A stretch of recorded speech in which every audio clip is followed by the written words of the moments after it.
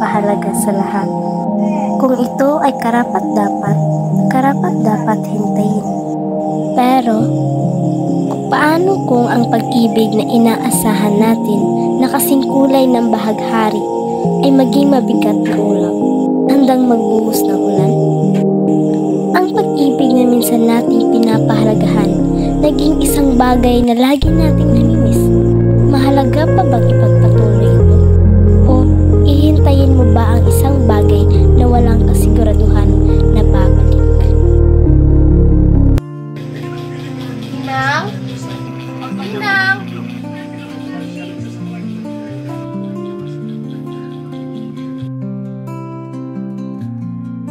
Ninang, nasaan na yung kape ko? Nandito na po, senyora.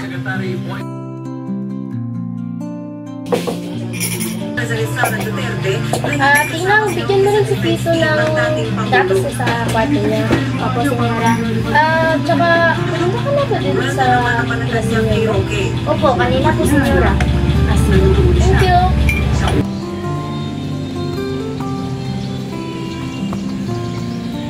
Bado.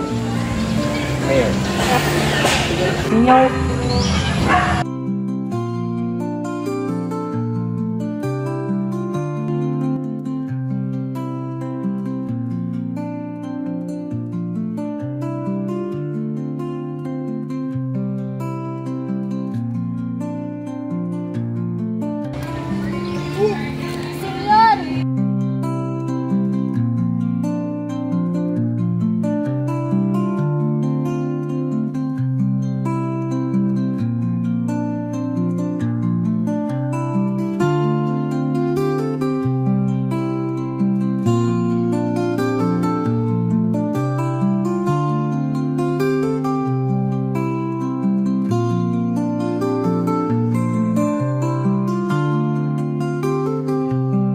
Pero, paano kung ang taong iniibig natin ay mawala?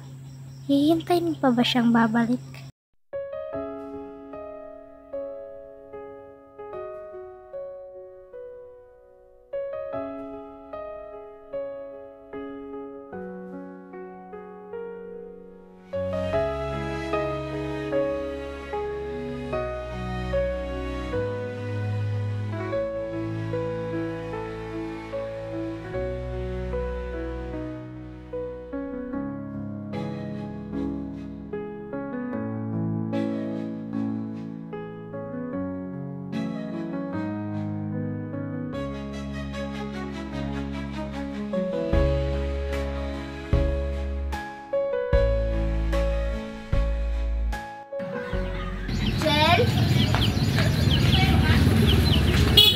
Bakit? Punta muna ako kila senyora, ha? Sige, ingat ka.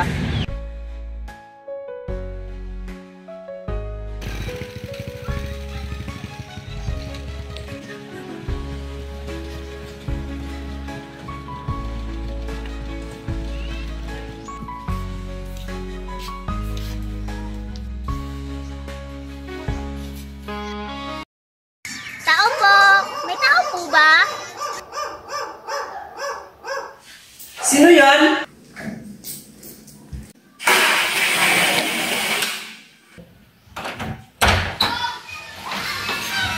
Oh, it's you, Tinang.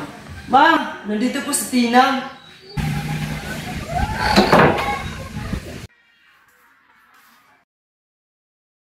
Aba, ang taas pa lang dito, ha?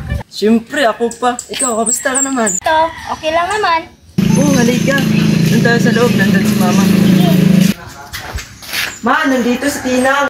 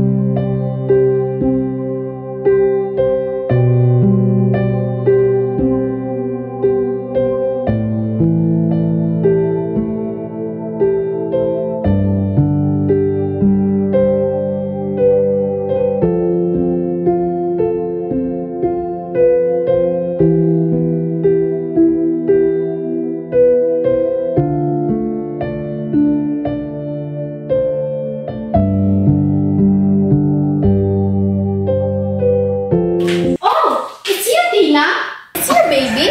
Let me see. It is a boy. The ears are huge. What do you expect? The father is Bagobo? Even Tinang looks like a Bagobo now? Halika, upo tayo. Sige po, senyora. Tina, is it not good thing to be married? Sa totoo lang po, senyora, sobrang hirap. Kaya mas gustuhin ko pa magtrabaho na lang ulit dito. Dito?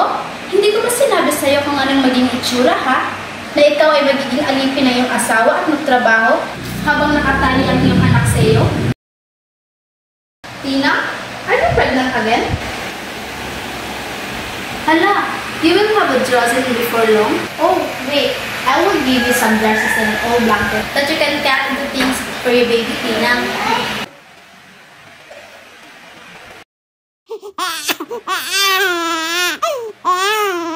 Tina, samahan mo ako. Ipagtimpla natin ang gatas ng anak mo. Siya ba yung pinagpalit na senyora sa akin? Oo, sige.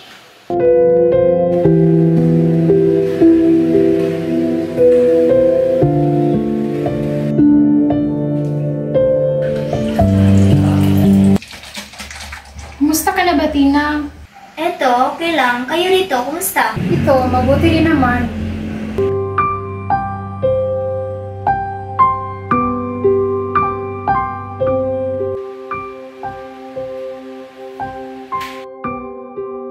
Ito, Tina, para sa anak mo. Salamat po, senyora, ha. Malaking tulong na po ito. Senyora, si senyora po pala, kumusta?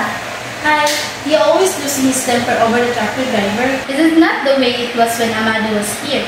Naalala mo kung gaano siya kagaling na driver? Mga traktora ay palaging gumagana.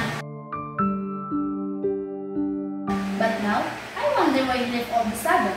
He said he would be gone for only 2 days. Hindi ko nga po alam, senyora. Paano ka naman makakatrabaho niya? Alas hindi nga po, senyora, kasi lagi nakakarga eh. Hayaan mo nakahiga o nakadapa ang anak mo para masanay at para makakatrabaho ka rin. Hindi pwede kagakarga mo siya palagi. Sige po, senyora. Siya nga po pala, nakadalaw ako kasi imbitahan ko po sana kayo ng binyag nito. Kung okay lang po sa inyo. Sige, ako nang bahala sa damit pagbinyag ng anak mo at pambayad sa simbahan. Maraming salamat po, senyora. Malaking tulong na po iyan. Hindi po, senyora. Mauna na po ako. Maraming salamat po. Ay, sandali lang. When are you coming again, Tinang? Don't forget the bundle of clothes and... Oh! You better stop by the drugstore. May sulat ka doon. Bubuksan ko sana. By the time, you would be coming. Sulat? Pabili nga po paracetamol. Alam po, ma'am. Kilala niyo po ba si Constantina Tiron? Oo. Bakit? May sulat kasi siya dito. Kanino pa galing? Bang Amado po?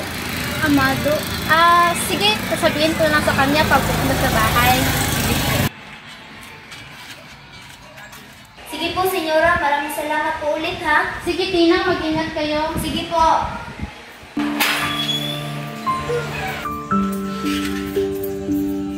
Tinang, sa pagbalik mo, huwag mo kalimutan yung mais. Oo, sige.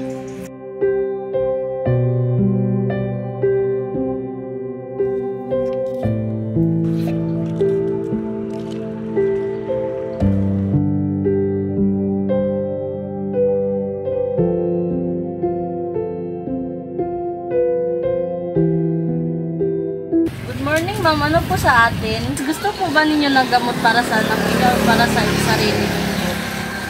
Hindi po. Nandito po ako para sa aking sulat. May nagsabi kasi sa akin na may sulat ako rito. Ano pong pangalan niyo? Constantina Tirol po. Saglit lang po, kukunin ko lang po.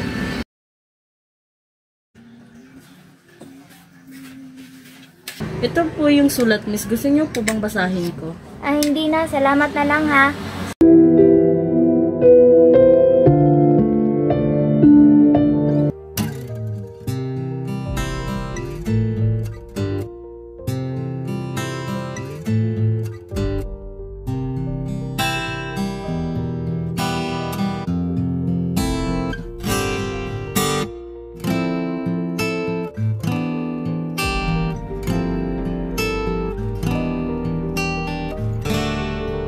Mahal kong Tinay, kamusta ka na? Maganda ba ang kalagayan mo ngayon? Ako naman, katulad pa rin ng dati. Ngunit iba ngayon dahil malayo ka sa aking tabi. At napakahirap malayo sa iyo, mahal ko. Tinay, mahal mo pa ba ako? Sana ay hindi nawala ang napakabuti at mapangunawang puso. Balang araw ay pupuntahan kita at pupunan lahat ng pangako at pagkukulang ko sa iyo. Lumipas ang mga buwan at araw, ngunit naalala ko pa rin ang ating mga kahapon. Lalo na noong nagdudusa ako sa init ng araw bilang isang tractor driver. Palagi akong nahihirapan o nawawala ng pag-asa.